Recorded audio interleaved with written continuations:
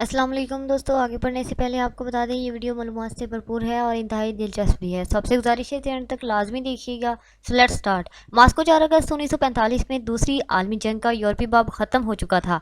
America और Soviet union अपने future के ताल्लुकात पर गौर कर रहे थे कि अमेरिकन सफारत खाने में सोवियत यूनियन की यंग पायनियर ऑर्गेनाइजेशन से ताल्लुक़ रखने वाले नौजवान लड़कों के एक ग्रोह ने दोनों आलमी ताकतों के दरमियान दोस्ती की इलामत के तौर पर एक तोहफा पेश किया। उन्होंने उस वक़्त रूस में अमेरिकन सफ़ीर को हाथ से तैयार करदा अमेरिकन मोहर का एक तुरा पेश किया, जिसे बाद में सिर्फ द थिंग कहा जाने लगा। जाहिर है कि अमेरिकन सफारत खाने ने लकड़ी से बने हुए इस आराइशी पीस की तलाशी तो ली होगी, कहीं इसमें खुफिया इलाज तो नस्ब नहीं है, मगर ना इसमें तारें मिली ना ही कोई बैटरियाँ थीं, तो इससे क्या नुकसान हो सकता था। चनाचे अमेरिकन सफ़ीर ने इस चीज़ को नुमाया जगह पर यानी अपने स्टडी रूम की दीवार पर आवेज़ा कर दिया, जहाँ से ये अगले 7 साल तक उनकी ज़ाती गुफ्तगू सुनती रही। उन्हें कभी भी ये एहसास नहीं हो सकता था कि डिवाइस 20वीं सदी के ज़हीन तरीन दिमागों में से एक दिमाग यानी लियोन थेरिमन ने बनाई थी। ये वही शख्स थे जिन्होंने ऐसा म्यूज़िकल इंस्ट्रूमेंट बनाया था जिसे हाथ लगाए बगैर बजाया जा सकता था।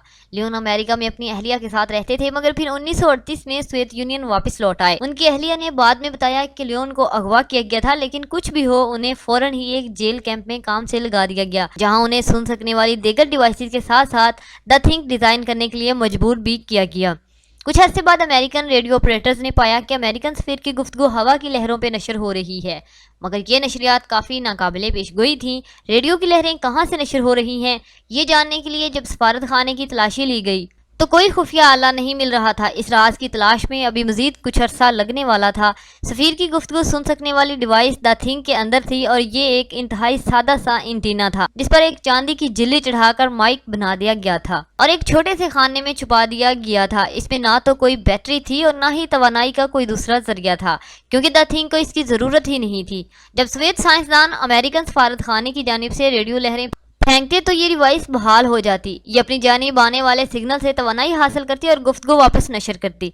जब स्वेत सिग्नल बंद हो जाता तो ये डिवाइस भी खामोश हो जाती थी। लियोन थेरिमन के पुरस्कार म्यूजिकल इंस्ट्रूमेंट की तरह द थिंक भी शायद एक टेक्नोलॉजिकल पहेली मालूम होती थी, मगर अपनी जानिब आने वाली रेडियो सिग्नल से फाल होकर मालूमात वापस भेजने वाली डिवाइस का तस्वुर इससे कहीं ज्यादा वसी है। दोस्तों, 1951 में ब्रिटिश एम्बेसी के एक रेडियो ऑपरेटर ने पहली दफ़ा इस बग को डिस्कवर किया था और यही जान पाए थे कि अमेरिकन सफारत खाने की गुफ्तगू हवा की लहरों पर नशर हो रही है, जो कि सोवियत एयरफोर्स के radio channel radio waves American सफारत खाने की तरफ भेजने पर नशर हुई थी।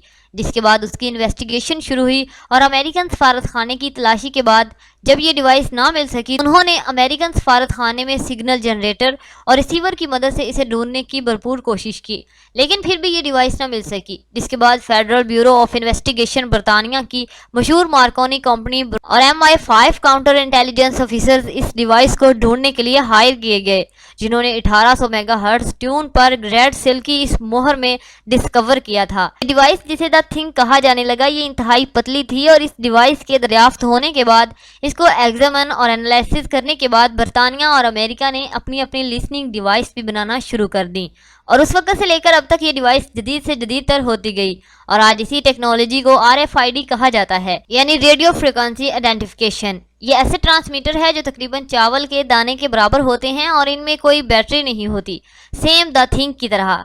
जब एक दूसरा बिरोनी ट्रांसमीटर RFID को पढ़ने के लिए सिग्नल भेजता है तो RFID इस बिरोनी सिग्नल से तवानाई हासिल करके जवाब में एक कोड नंबर भेजता है, जिसे रीडर पढ़ लेता है और RFID को पहचान लेता है। बड़ी दुकानों और डिपार्टमेंटल स्टोर की अक्सर अशिया पर RFID लगा होता है, जिससे ना सिर्फ चोरी के इम्कानात बहुत कम हो जाते हैं बल्कि मौजूदा अशिया की फहरिस्त तैयार करने में भी बहुत आसानी हो जाती है। जैसा कि आपने अक्सर शर्ट्स वगैरह पर इस तरह के टैग्स देखे होंगे जिन पर लिखा होता है कि पहनने या वॉश करने से पहले इसे रिमूव कर दें। ये एक RFID होता है जिसे रीडर कई मीटर के फासले से RFID को पढ़ और पहचान सकता है। इतनी छोटी RFID डिवाइस भी बन चुकी हैं जिन्हें चूटी पर भी चिपकाया जा सकता है। कुछ RFID में बैटरी का इस्तेमाल भी होता है। इस तरह की RFID की रेंज ज़्यादा होती है, जो कि फ़ौज के आम इस्तेमाल में होती है, और RFID का इस्तेमाल सुपरमार्केटों में अशिया की चोरी को रोकने, इसके अलावा मशीनी तरीके से पढ़े जाने वाले पासपोर्ट में, दफ्तर में आने जाने के औकात यानी हाजिरी के लिए, कारखानों में पुर्जों की नकलो हमल पर नज़र रखने के लिए, असेंबली लाइन में बनने वाले सामान की जाँच पड़ताल के लिए, एयरपोर्ट पर सामान की नकलो हमल के लिए, लाइब्रेरी में किताबों पर मुकम्मल नज़र रखने के लिए, पालतू जानवरों और मवेशियों को गुम होने से बचाने के लिए और ऑटोमेटिक टैक्स अदा करने के लिए इस्तेमाल किया जाता है। याद रहे कि आप RFID को बार कोड से मिक्स नहीं कर सकते। बार कोड को पढ़ने के लिए रीडर और इसके बिल्कुल सामने होना चाहिए, इसलिए इंसान की ज़रूरत होती है। RFID के लिए इंसान की ज़रूरत नहीं होती, ये खासे फासले से भी पढ़ा जा सकता है। बार कोड एक वक्त में एक ही पढ़ा जा सकता है, जबकि सैकड़ों RFIDs एक साथ पढ़े जा सकते हैं। बार कोड नुमाया होना चाहिए, जबकि RFID डब्बे या पैकिंग के अंदर भी पढ़ा जा सकता है। बार कोड छुपाया नहीं जा सकता, जबकि RFID छुपाया जा सकता है। RFID मवेशी, पालतू जानवरों और इंसान के जिस्म के अंदर भी छुपाया जा सकता है, जबकि बार कोड को ऐसा करने पर यह वर्क नहीं करेगा। दोस्तों, आपके सामने शैम्पू की एक बोतल पर स्मार्ट RFID होता है और उसके एन मरकज में माइक्रोचिप है। इसे काम करने के लिए किसी बैटरी की ज़रूरत नहीं है। अगर कोई इस शैम्पू की बोतल को सुपरमार्केट से चुराकर बाहर ले जाने की कोशिश करेगा, अलार्म बन जाएगा और अगर कस्टमर इसका बिल पे करेगा तो शॉपकीपर इस टैग का नंबर कंप्यूटर की फहरिस्त से खारिज कर देगा।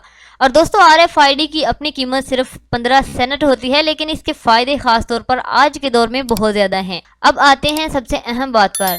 दोस्तों, इस बात का कभी इम्कान है कि फ्यूचर में कानून साजी के जरिए RFID का इंसानी जिस्म में मौजूद होना लाजमी करार दे दिया जाएगा, जिस तरह आजकल शनाख्ती कार्ड का होना लाजमी है। इसी तरह दहशतगर्दों पर नजर रखने के बहाने हर आदमी की नकलो हरकत का मुकम्मल रिकॉर्ड रखा जा सकेगा। जब भी कोई शख्स किसी बस, रेल या जहाज में सफ़र करेगा या किसी सुपरमार्केट या बैंक में दाखिल होगा तो ये मालूमात कंप्यूटर में मौजूद खुद ब खुद महफूज हो जाएंगी। सिटी स्कैन की मदद से इंसानी जिस्म के बाद हिस्सों में RFID का दाखिल करना आसान है, जबकि उन्हें निकालना इंतहाई मुश्किल और ख़तरनाक हो सकता है।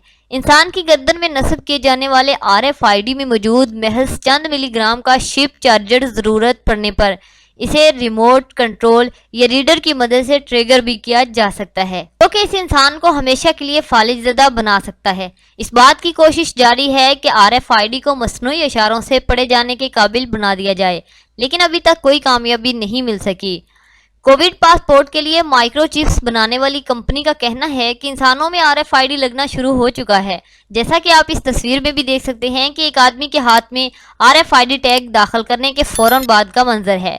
तो दोस्तों, इमेजिन करें कि अगर हर शख्स के बॉडी में एक RFID लगा दिया जाए तो आप कितने आज़ाद हैं। आप किसी दुकान पर जाएंगे या किसी बैंक में जाएंगे या फिर किसी भी गवर्नमेंट के अदारे में जाएंगे तो आपका एक एक बायोडाटा पहले से उनके कंप्यूटर पर आ जाएगा कि यह शख्स क्या है और कौन है। सो लेट्स सी, देखते हैं कि फ्यूचर में क्या होता है।